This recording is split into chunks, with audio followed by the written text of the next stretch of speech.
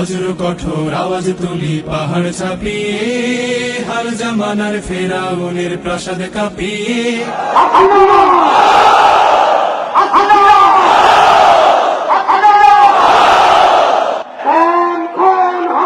নির্যাতন করে আওয়ামী লীগ বাংলাদেশকে একটি ব্যর্থ রাষ্ট্রে পরিণত করেছে।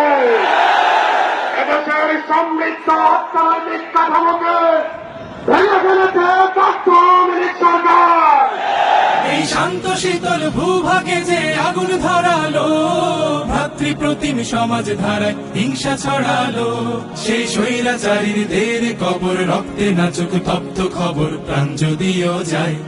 ইসলামী ছাত্র শিবিরের উপর অমাননীয় নির্যাতন চালিয়ে ইসলামী ছাত্র শিবিরকে নিশ্চিহ্ন করার প্রয়াস চালিয়েছে। জাতিবাদীরা তাকিয়ে দেখো, ইসলামী আন্দোলনকে নিশ্চিহ্ন করা যায় না। ইসলামী ছাত্র শিবিরকে নিশ্চিহ্ন করার শক্তি তোমাদের নেই।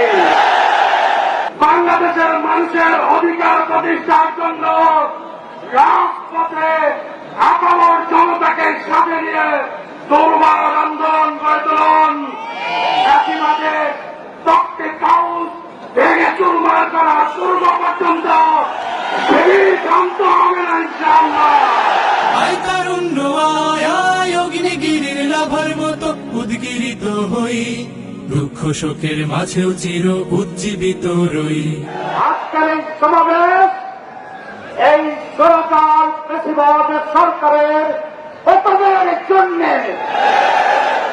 আজকের এই সমাবেশ 2006 সালের 28শে অক্টোবরের ঐতিহাসিক প্রতিশোধ গ্রহণ করার সমাবেশ।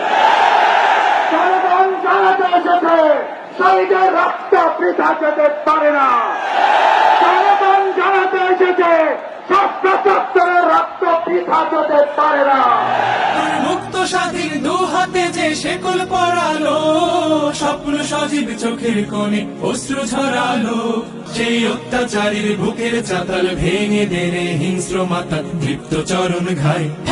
এই 28শে অক্টোবর রোগী বৈঠা নিয়ে জামাত ইসলামী ছাত্র শিবিরের কর্মীদের উপরে হায়নার মতো ঝাঁপিয়ে পড়ে তাদেরকে হত্যা করেছিল।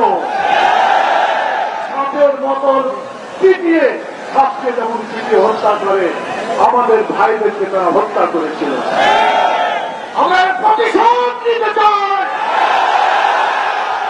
আমাদের প্রতিশোধ হত্যার বদলে হত্যা নয়। আমাদের প্রতিশোধ আমাদের ভাইরা যে কারণে শহীদ হয়েছেন, আল্লাহ তাআলা যেন তাদের সেই কাম্য যে ছিল আল্লাহর আইন এবং সত্যকে শাসন কায়েম করা, বাংলাদেশে কোরআন এবং সুন্নাহর আইন চালু করে আল্লাহর আইন এবং সত্যকে শাসন চালু করে আমরা প্রতিশোধ নিবই ইনশাআল্লাহ। আয় তারুণ্য আয়